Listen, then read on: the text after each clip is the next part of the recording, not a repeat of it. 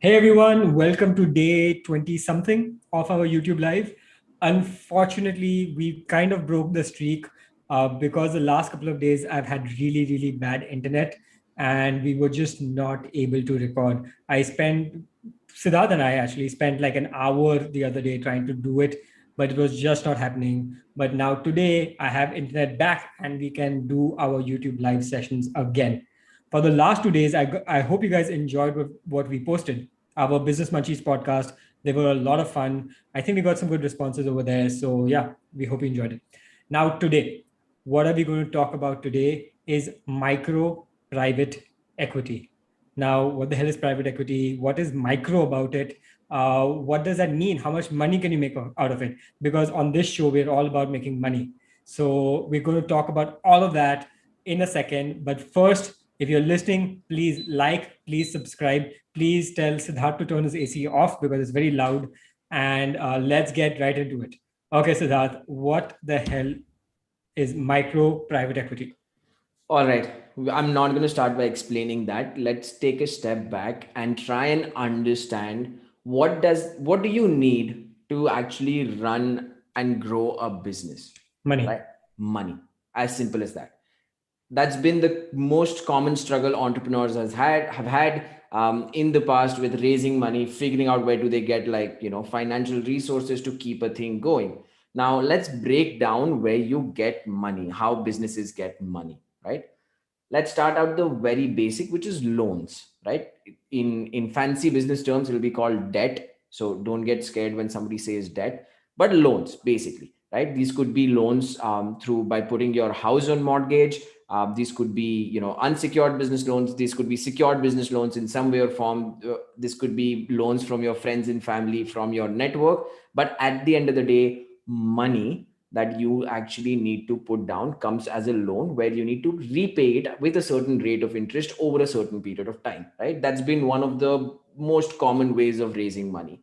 Then there's the diluting your equity to raise more capital.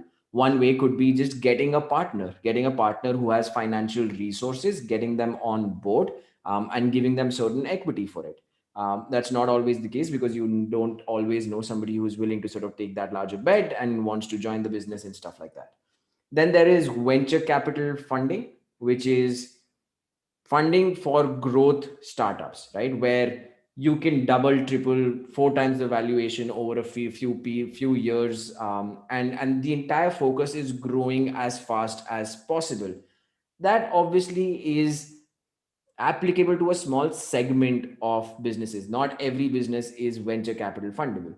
Then, on the far extreme of equity is private equity, which is these large private equity people who manage a lot of money, invest in a business that's positive, that has positive cash flow. What is cash flow? Basically, whatever they're engaging with, the cash output of that is positive, so they're able to get more cash on cash every single year. They invest in these businesses, but there's a certain limitation in terms of the size, right? They'll look at things that are beyond 500 crores and stuff like that. This is the entire spectrum of raising money to do business. The problem, which is very obvious when you look at it, is SMEs or MSMEs are basically left out in this entire ecosystem. Even in the loan sector, it's left out, and there are a bunch of startups now trying to solve that. But SMEs, MSMEs are left out. Now, your response could be these are small businesses. They should just figure out their capital on their own, and they're not going to change the economy, or like that's not what we should focus on.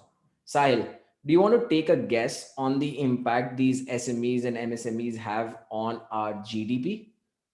25%. Yes, you were Yes, it's you not like I you looked it up before. you knew it, and you still got it wrong by 4%, which is interesting. So it's 29%.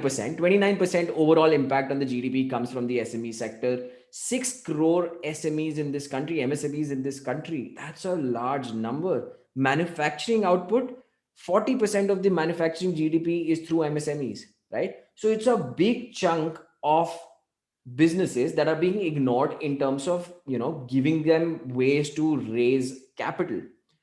They can obviously do loans.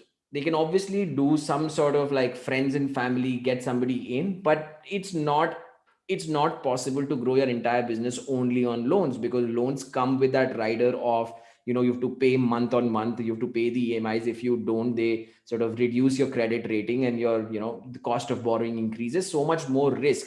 In a more stable business, debt makes sense, but when you're starting out, or when you're in that growth phase, debt is sometimes difficult.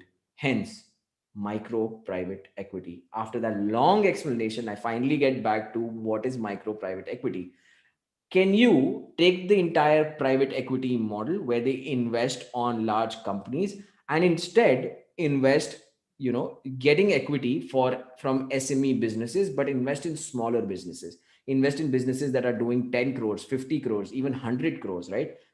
That's still in the MSME sector. So if you can do that, you can build a sort of portfolio of these, profitable SME businesses, and actually build a micro private equity business on top of that. I will let you ask me a bunch of questions. I'm sure I've used a bunch of terms that you're going to like be like, what is this? So go for it. No, no, I think I understand what you mean. What you're basically trying to say is that small companies can't get money. Small companies have to get money from somewhere. Small companies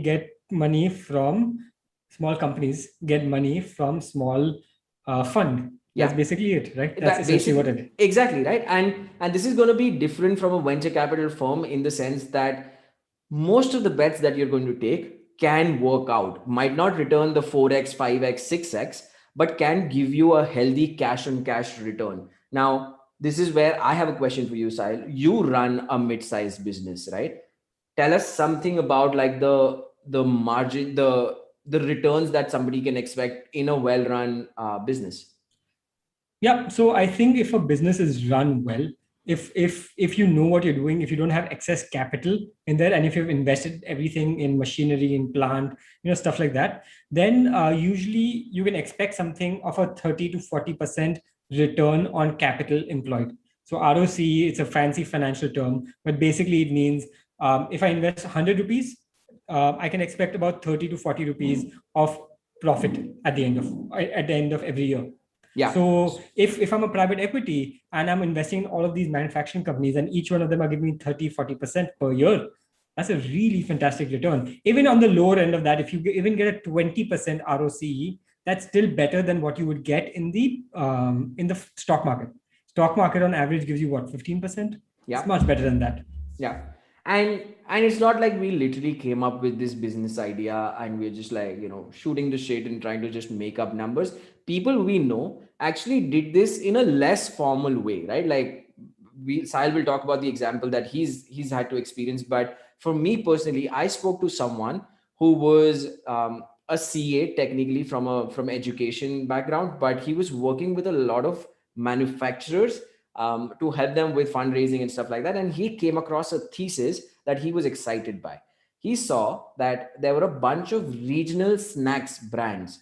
Snacks is basically chips and other kinds of stuff that is sold in retail segments. He saw that and he realized, hey, these people are going to be big in the next 5-10 years. And these are regional sort of dominant players today, but there is a way to take them national, and they could be interesting businesses. So he started investing in these businesses back in 2011. Balaji Wafers, Bikaji, a bunch of other players in a very small way, right? It wasn't like he was taking majority shareholder or anything like that. He was just investing capital because he had a thesis that these businesses are going to grow big. He had this thesis of regional to national. And cut to today, he's sitting in a lot of wealth creation because of those investments, because these companies have now gone on to raise capital from private equity and will potentially go public, right? So when the IPO happens, this will be extremely interesting in terms of the wealth that he's been able to create because of those investments. So I'll tell us about your experience. Yeah, I was actually approached by somebody who was doing something similar. So this guy had a SME business of his own. And then he was also involved in the financial markets. And I think he raised about 100, 200 crores or something like that. And his plan was specifically to get a bunch of companies from the electrical component manufacturing field, which is the field that I work in. And put them together, and I think take maybe 20-30% stake from each one of these companies. So not like controlling stake or something, but 20-30% from each of these companies. Have the owners still run the company, but then combine them together in a certain way and IPO them together. So instead, because you'll never be able to IPO all these small companies, but then you can IPO these this entire group of companies. And secondly, you can also find economies of scale a lot of times, because there'll be a lot of marketing, maybe there'll be a lot of financial Dude, stuff. customers could be the Customers, same. yeah, customers would be the exact same. So there'll be a lot of economies of scale that they can meet by combining all of these players together. Yeah. Yeah. And again, as I said, we are not the only ones who had this idea. You know who else had this idea? The government of India. The government of India in June 2020, and then subsequently in I think the recent budget, spoke about a private equity fund to invest in SMEs, MSMEs, 50,000 crore fund where 10,000 crore comes from the government, some weird name of mother daughter funds and stuff like that. We'll not get into that. But 10,000 crore comes from the government. The other 40,000 crore comes from private investment players, some venture capital money, some private equity money, goes all of it together. And the goal is to do equity infusion into various SMEs, right? What people need to understand, I think, is SMEs are actually wildly profitable. On books they can be wildly profitable. It's just that they don't have the size, right? They're not the unicorns. They're not raising money every 6 months. You don't get to hear about them, but they're actually profitable businesses, right? Now, how can it be done? If somebody has to do it, how can it be done? Sahil, do you have any thoughts on how it can be done? Okay, me knowing what the SME segment is like, I think the biggest problem you're going to face is going to be about how are you going to find these SMEs. So that is the first step that I would try to solve for, because finding all these tiny companies is going to be really tough. While it's very easy to find one large 10,000 crore company, but Yeah. finding 50, 20 crore companies is going to be really tough. I think what you're going to need is a network of professionals who know where all these companies are, and usually, every single company needs to have a CA, right? Whether you're a tier three tiny electronics manufacturer or whatever you do, if you're a coal miner, you're going to need a CA, right? And the example that you gave earlier of the yellow diamond and all that stuff, right? The person was a CA who did that. Yeah. Yeah. Correct me if I'm wrong. So Exactly. I think building a network of CAs in tier two, tier three cities who are able to find these gems, you need to tell them exactly what you're looking for. I'm looking for this kind of gem, somebody who has this potential to scale up fast, but they're lacking capital or they're lacking something. If you build a network of these CAs and you connect them and you just get all the information from them, I think then that's one way you could do this. That's one model. Yeah, that's actually very interesting. You could do the same thing with bankers, I guess, because they get access to a lot of these, balance sheets, and they have a Yeah. fair understanding of the market. Yeah, PSU bankers, I guess. Exactly. Yeah. I think the other thing that you need to do in order to get this right is you need to start with a sectoral focus, right? If you want to get into this, get into with like one focus segment, let's say food processing, right? We are extremely bullish about the food processing sector in India. And let's say somebody wants to get into this, focus on just food processing, or maybe garment manufacturing, right? I am not as bullish about garment manufacturing, but just for examples, or toy manufacturing, again one of those things that we are bullish on, is just have a sectoral focus, because that's going to help you understand the entire landscape a lot better, and then choose the right investments. And I think the network sort of, I'm not going to Builds call it on, yeah, it builds exactly, on right, itself. because people know each other, suppliers, common suppliers, and all of that. And um, once people in that sector know that you are investing in that sector, they will tell other people, and then people exactly. will start approaching you instead of you having to go out and search for people. Yeah. I the reason why we are focusing so much on like finding these is because deal flow, which is basically how many deals are you able to evaluate and get access to, is basically the differentiator that a lot of venture capital firms and private equity firms have to get right, right? Which is why the focus on finding the right companies. Now, the other thing, if you had to do it, I think challenges wise is something that we need to discuss, is um, the fund period probably needs to be longer. I'll explain this why. In the venture capital ecosystem, there is angel investing, which is very early stage, individuals, high net worth individuals actually investing money in a startup, saying that, hey, this is interesting and this might go on and raise a few rounds after that. That entire ecosystem for venture capital investing is set, where every subsequent round of investment, some earlier investors get diluted and get their return back, right? That's not the same thing when you're infusing equity, because SMEs generally don't have like an exit path that's straightforward of an exit path, right? It's not like you can just go IPO the next day, or it's not like you'll just go raise two, three, four more rounds, and you get the early investors get liquidation, right? So that's slightly difficult. But if you do this right, you could be feeding off these companies to larger private equity players, right? So that might be interesting way to look at this problem, is try and figure out what are the larger private equity players looking at, and then reverse engineer it. Actually, this is one thing that I've seen from private equity players, is that their biggest complaints from SMEs is that they're not professional enough. So you could basically professionalize the company and you could scale it up, and then you could sell it to them, or you could sell your stake to them at least. Yeah. The other thing is backing the right promoters, right? As you said, in this space, that's one of the biggest challenges. Is some are just quote unquote family run businesses, lala run businesses, where the owner wants to control every single thing, doesn't want to delegate, hasn't professionalized it. Probably not a good idea to get into something like that. If you had to do this, you'll probably have to back younger founders, I think, that have the foresight on what are they trying to do and what's the benefit of this. If they have that ambition, right, you need to make sure they have the ambition. They shouldn't be a company that's like, हाँ 20 crore कर रहे हैं, that's बस घर चल जाता है types, right? You need to back founders with the right ambition. So identifying the right promoters is going to be interesting in this segment. What other things that you think can be challenging in running something like this, and what kind of returns can somebody expect? What kind of money can you make? Is that what you're asking? Yeah. I think you can make a lot of money. So, like I said, right, is number one, the downside is not that much, because when we talk about these SME companies, we're talking about SME manufacturing mostly, right? When you're backing a VC company, it's mostly software, and the downside is 100%. You can lose all of the money, but over here the downside is not 100%, because you will still have the plant, you will still have the machinery that you can sell off. You can still scrap everything. You can still recover some amount of money. So on the bottom, I think maybe you can lose 50%, maybe 30%, depending on the company, depending on the machinery, etc. On the top side, I think you could probably easily make 20-30% a year if you're doing it well.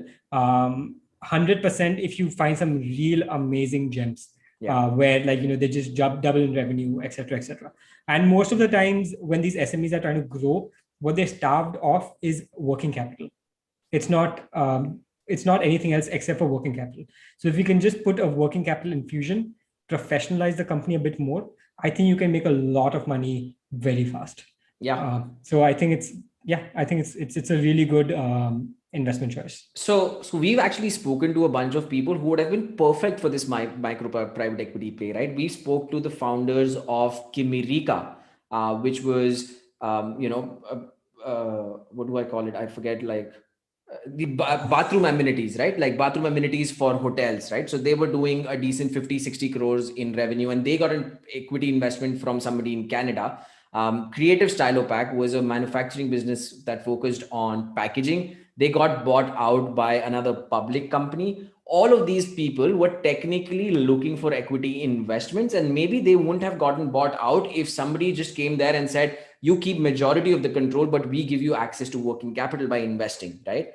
You never know. So there are examples of some good companies that could have been viable for a model like this. And yeah, Natural's ice cream would have been a perfect example of this, because they have a brand. They are completely family owned. They're quite profitable. They're quite big. Actually, it might be too big for this, but and they're ready to scale up. But they also believe in the slow philosophy, so maybe not. But anyway, I think let's close this discussion. I think it was a very interesting discussion.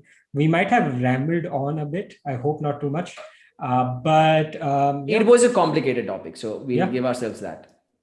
Yeah. Okay, so if you liked what you heard, please like, please subscribe, please say thank you, please send Siddharth a birthday gift. It was his birthday yesterday, so please send him a birthday gift. And thank you so much. We'll see you tomorrow. For my birthday gift, you can just comment happy birthday, and I'll take the YouTube engagement as my